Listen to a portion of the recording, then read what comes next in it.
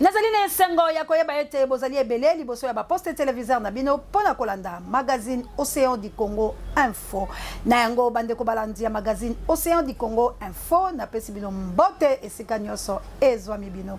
Petika ete kimia nzombe tata eingela o mabota mabino. Toko fungola basango ya mokolo malelo na mayimatali boyokani ya mwana mboka Félix Antoine Tshilombo, président de la République, la République démocratique du Congo, na Sarkozy, Nini Bayi, Bafilika, Basalaki moi synthèse pour la Makamatali Luanda. Peto kolobela phénomène Kuluna, peto kolobela lisusu mai oma koleka na France. Maso matikali bokolanda yango nabolayi bwabasa.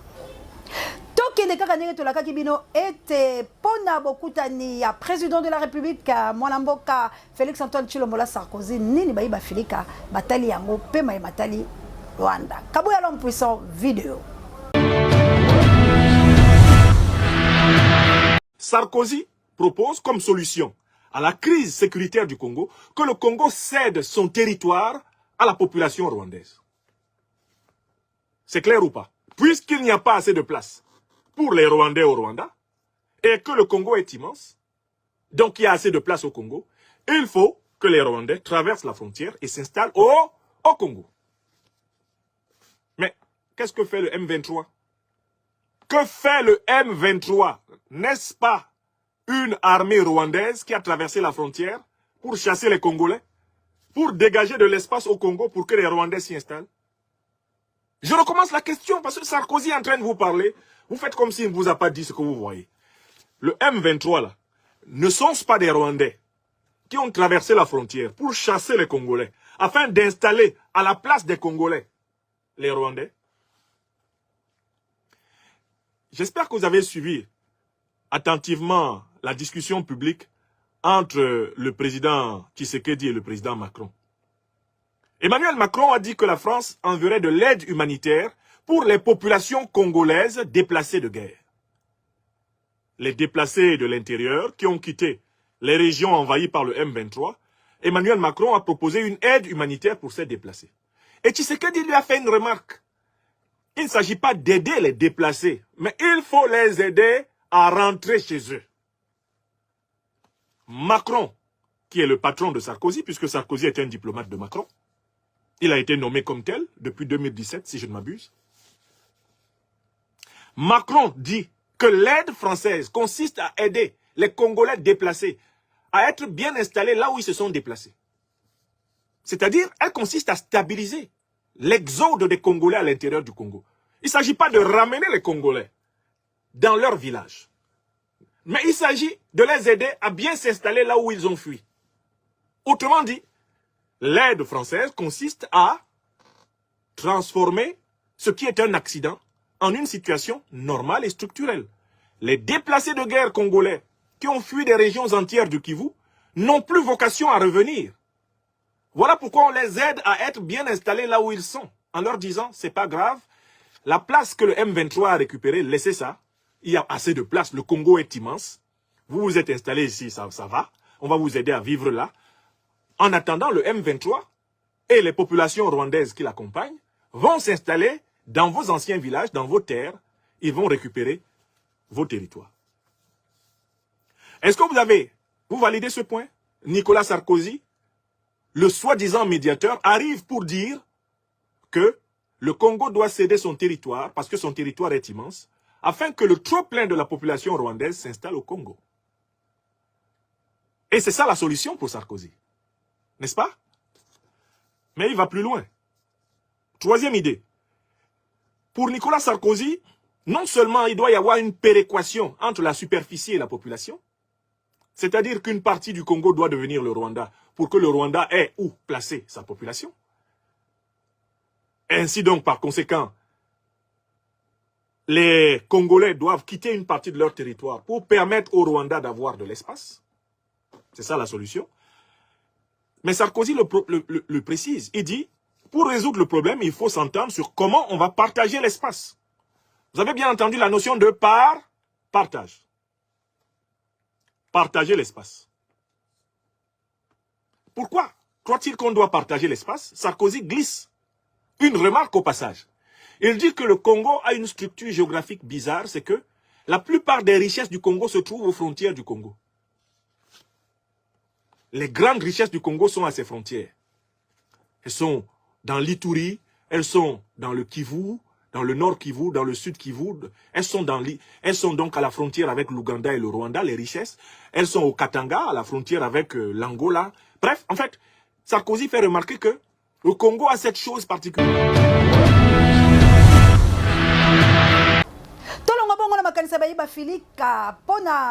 Beaucoup de président Sarkozy assis à Longwa la France na président la biso Félix Antoine Tshilombo pe na ba Rwanda la banze bolandi la boke binini ba bakanisi lokola makanisi to kende bongo na phénomène kuluna Kabuya l'homme puissant reportage. Likambo ya phénomène kuluna na République démocratique du Congo toyebite ekosila mokolo nini tozongisa opération likofi ba droit de l'homme batelemi kasi bazali kokata droit de l'homme bozali wapi bino moko bozwa communication pour likambo la étudiant bakoti na kati bolanda Kabuya l'homme puissant azalaki wana na micro ya Océan du Congo Info ba beleli bango moko bakuluna zo oyo étudiant passe bozwa communication. Répondez tout simplement. Moi, je vais filmer cela. Mais c'est pas bon, c'est de salir la réputation, papa. La réputation peut être salie si tu n'es pas à la page. Mais si tu es à la page, tu connais. Comme ça, papa, c'est pas bon. Tout le monde peut voir. Non, pas tout le monde. Pas tout le monde. Tout le monde. Verbe avoir à l'imparfait. Mais c'est l'étudiant, tu es en deuxième graduat, à l'INBTP. Je suis à l'INBTP. Voilà. Verbe avoir à l'imparfait. Verbe avoir à l'imparfait. Et si tu réussis, je te libère tout de suite sans condition. Ah bon?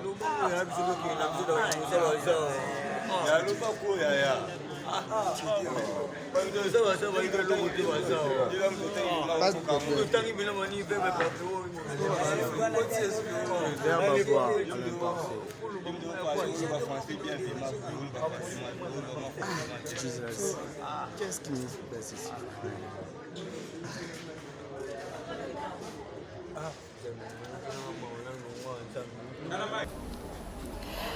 Bolandi bina moko la bokebi kasi ya boye ezo sala kitoko te bandeko malgré la police azotia maboko kasi bazo bimakaka nani nde azako bimisa bango po boye eza kitoko te bokangi bango kanyama kasese bokangi bango bakende bulu angenga tope bobo makabango po bapesa kimia na population congolaise po boye kitoko te Océan du Congo ebale eboya mbindo.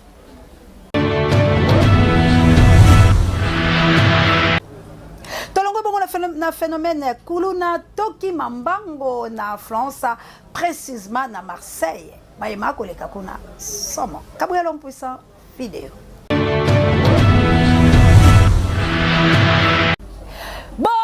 Opposition ya baninga lolenge nini balekaka Sarkozy azozwa fimbu likolo ya fimbu awa ndenge bozomona ezali bongo na France mais précisément na Marseille bango banso batelemi lokola moto moko balobi esengeli bakambi bayoka pe babenga biso soki pe ba opposant ya République démocratique du Congo bakozala boye Congo ekosikola po mabe ekozala te bozwa communication epesaki pasi po babwakeli bango banyei.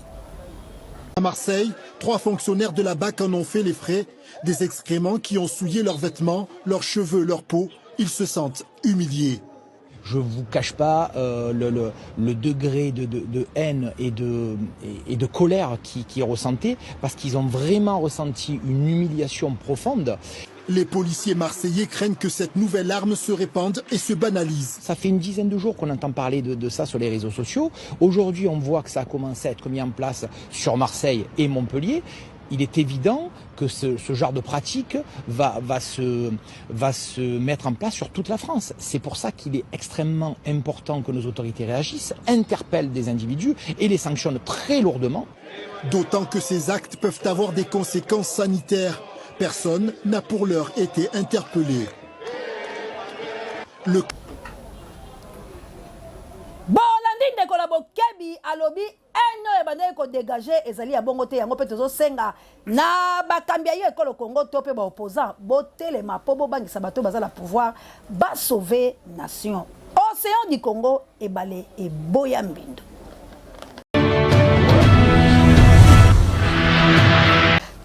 bongo na Marseille, tokende bongo na affaires étrangères, participé à la République démocratique du Congo. Kabouya, reportage.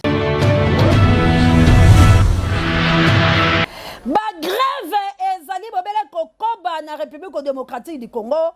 Wana bozali komona bongo ezali bongo na ministère ya affaires étrangères. Bato bayaki na bango pona kozoba passeport na bango oyo umela tango molai. Kasi ba Jean bayaki bongo kaka nde bomona babala se bu. Batelemisi bato bu. Ko bwaka na bana na ba mama na bango epesi kitoko te. Bonzo communication bato bazanga kite koloba na micro ya Océan du Congo Info. Bon, awa toza na affaires étrangères. Bato baye kosalisa passeport. Bafuti bambongo na bango nyonso. Bamisusu baye 2 semaines yango bayaka chaque jour courant ezalaka te. Et là aujourd'hui tomoni basyndicat baye koréclame soki basalaire na bango. Botala baye babuki bakiti ya leta. Babuki batindiki bato bamama bazalaki na bana baye babongisa bato. Mboka oyo Congo toyebi te soki tosuka yango wapi. Kozwa passeport nano ekomi problème parce que boroya boye connexion eza te, courant eza te, groupe électrogène ezali, carburant ezalaka te. Mais bato ebele bo bazofuta mbongo na bango ya passeport badiskitaka mpe te bafutaka yango mobili. Botala bitumba ezobima entre bato bafuti bambongo na bango auti ndako na ya bebisi batransport mpona koya kozwa passeport. Donc basyndicat bolandi na bokebi bo ezali kitoko te bobongisa pamba te esengeli na bato bazwa ba passeport esengeli na bato basala misala na bango na malamu bakambia ye ekolo Congo botala likambo oyo po boye kitoko te. Océan du Congo ebale eboya mbito.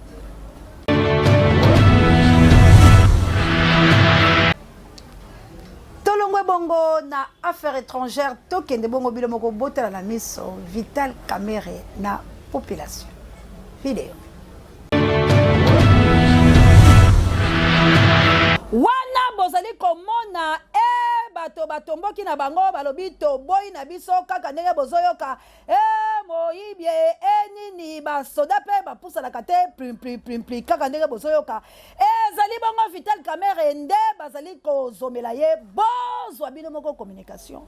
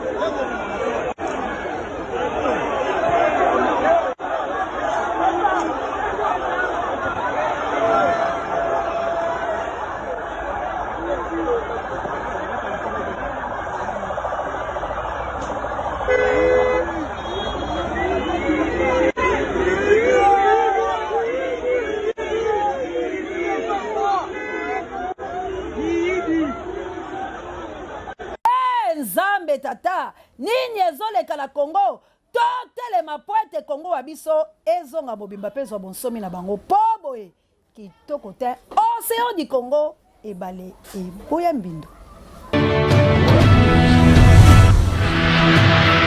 Voilà tolongwe bongo na likambo litali Vital Kamerhe toki mambangu penza na message oyo Mwana mboka Félix Antoine Tshilombo, son excellence alobaka la Vital Kamerhe tango azalaka nano na opposition. Vidéo Kabouya Lompus. Monsieur Kamerhe, il faut je redire ici à Monsieur Kamerhe que la culture de Chance et Loro-Pamba dans laquelle il a évolué politiquement, elle est dépassée. Elle est dépassée.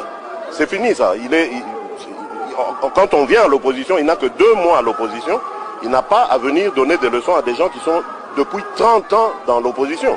Ça fait 2 mois, il doit être humble, il doit apprendre à grandir dans l'opposition. Parce qu'il a encore à prouver, il doit encore démontrer à la face de nos compatriotes que c'est un opposant. Et ça, il n'a pas encore obtenu et déjà, il affiche une certaine arrogance que nous n'apprécions pas vraiment. Voilà tolongwe bongo na message ya président de la République actuelle Toki Mambangu na conflit Daniel na IGF. Vidéo Kabouya l'homme puissant. Vous savez qu'Alinguetti c'est un Sénégalais. Son père est sénégalais. L'IGF, on lui a confié des grandes responsabilités d'ordre financier. Mais c'est un Sénégalais. Voilà tolongwe bongo na conflit Daniel Safoupé IGF tokele na opération Buka Buka Botala nini ezoleka la République démocratique du Congo.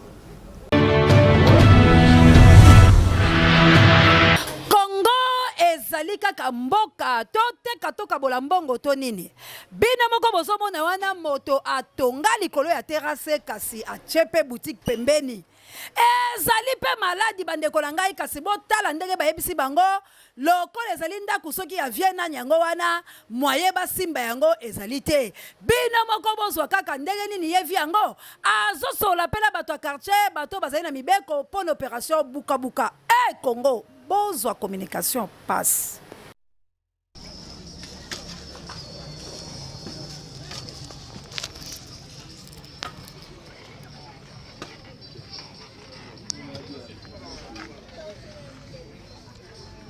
Fonda awa namoni tokomi presque na suka bamisala oyo bana basali omoni yango ndenge nini.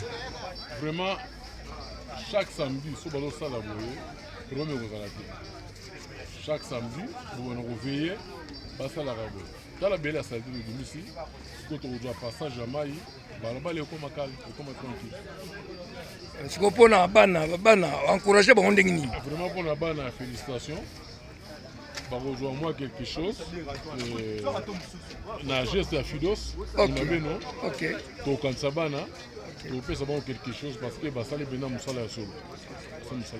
En tout cas merci mingi vraiment nzambe apambola yo na misala oyo ezosalisa katikati ya makonga et puis Fidos vraiment nzambe apambola puisque comme mono pe lobami mingi alors là babi comme mono mingi vraiment ezali binake nzambe na likolo pa moni vraiment bo continuer toujours kosala yo moko talaka salité oyo ezalaki lokola na coin na biso tala salité ndenge ezalaki na coin baza kopanza yango alors bana bakosala bango wana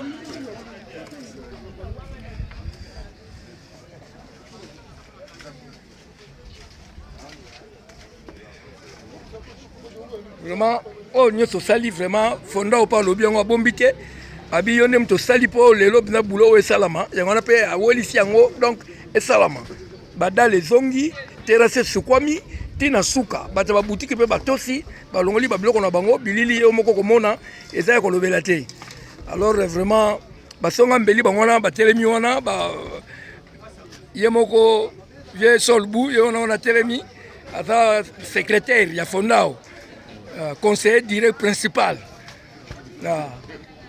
donc fondao ndenga kumisako Fidos ngamna biso ngama salon donc fondao akumisako na ndenga muketi abib na wana na pire petit soki na lobby asalaka otie totie ok vraiment nzambe apambola bino nyonso tu bana makonga boza na poto vraiment nzambe apambola bino na nyonso oyo bozali kosala songa mbeli ye wana o ntimba mwana vie disco ye wana wana Glody mwana Eleni oh mwana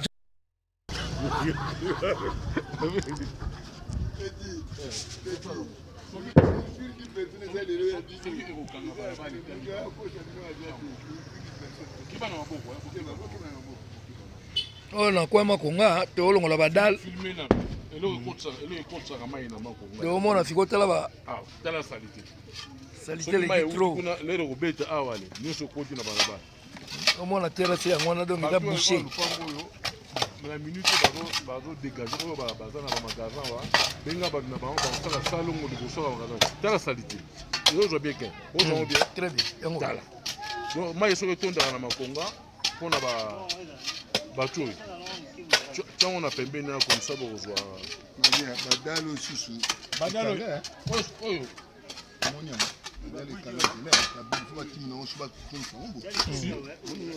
so komi awa sokokende so boye nalobi soki okanga balabala etali bango donc omoni badala oyo eya boye yango ekomisa nani moke yango te so moye mayelekeza te ekomi siko moke oyo nyonso bopusa nguna boluka so bajeune mosusu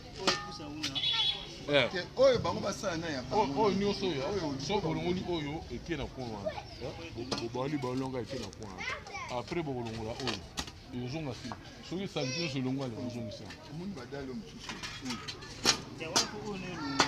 oyo likolo elongwana ilinango bieke omoni oyo soki elongwe oyo peza badala yo osala elongo moko te osalaka bapie wa bajeune kiba na maboko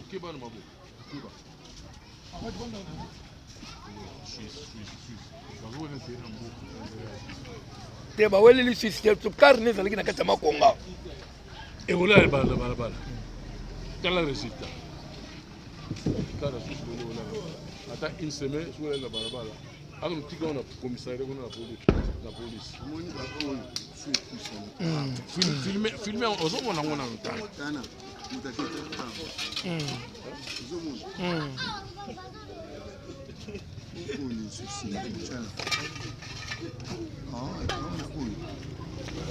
ça fait tous. On fait tous en fils, après au Canada, il est tellement. On est en arabe, oui. Après au bout, vous poussez en bout. Ils ont mon cause.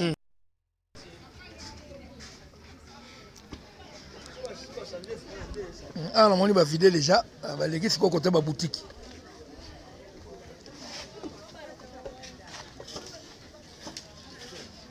Ah, pour faire un dossier, hein? Pour ça, boutique.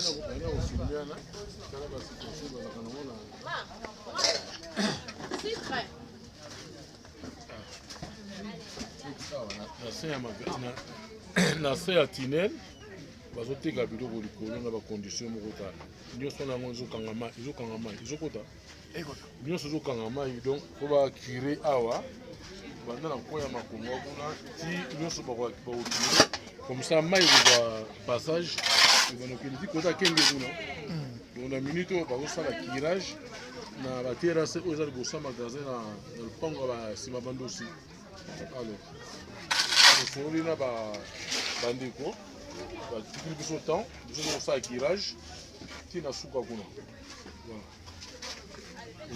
zonga kuna sikeli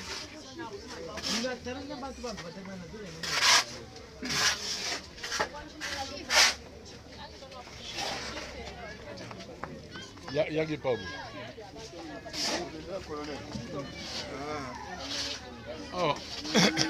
ndenge moko tala vraiment situation bandeko bazovivre nango bazoteka biloko liboso ya magasin tala basalite moko ezomona bena salite mais bato bazoteka biloko donc po basala kirage awa ti kuna soki esi ebongi awa mai ekangama susu mais sikoyo bana kozala après nde basalaka salongo po baveye na mutu na mutu aveye na porte na ye po basalite eza su te d'accord kuna su ndenge moko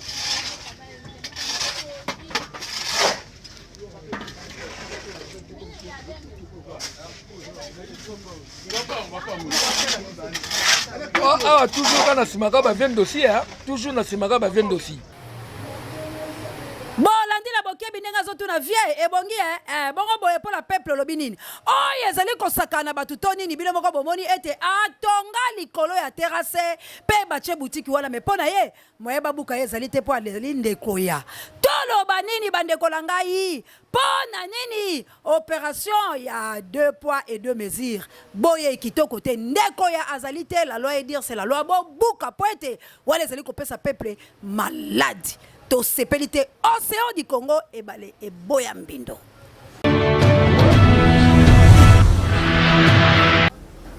Wala tolongwe bongo bino moko bomoni na miso la bino tokita mbangu na loi chani ya kokamwa bozwa Gilles.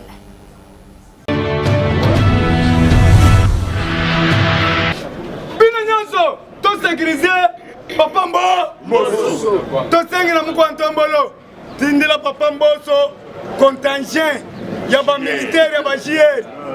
Il paraîtrait que loi ya Tchani bazolukisa ye maka pour protéger ngai papa mboso na yoka teke papa mboso suki na elongwe na yoka te linzaka papa mboso elongwe ba protéger papa mboso maka soki na yoki ka papa mboso azuli kama na koyoka mutu biso nyonso bongo mobimba na makale boko banda te mobimba te biso nyonso Kinshasa mobimba na makale soki na yoki kaka papa mboso azuli kama biso nyonso na selemba we te botika botondi tokotonda te botika biso tobandaka na ka po to protéger papa mboso de père de mère loi Tchani na me toboyi bato nyonso baza mindele belge alekaki wana muntu nyonso ozomona yonga naza métis belge alekaki wana papa Jean-Pierre Bemba Kombo toza besoin de père de mère namonaki photo moko awa oye na portugais moko bo congolais mundele tout fait on a ye nazo postulé mundele wana soki tozoyanga na campagne na campagne tokobetela makofi akoleka te po aza de père de mère papa Mbemba Jano oza ndeko na ngai me bandeko ya Portugal oyebi bango te biso toza bato mwindu me pembe boye uti watu yango nalobi Moïse Katumbi Tshaba aza juif muyuda aza muyuda aza italien aza grec hébreu zambien aza rwandais akoleka Moïse Katumbi wende kwenu tunakukatala aza munde nani Patrick Bologna munde sokolobi te ngai naza mundele te teinture ozwi yango wa indien nani Olivier Kamitatu tende pa na bino Olivier Kami tende pa na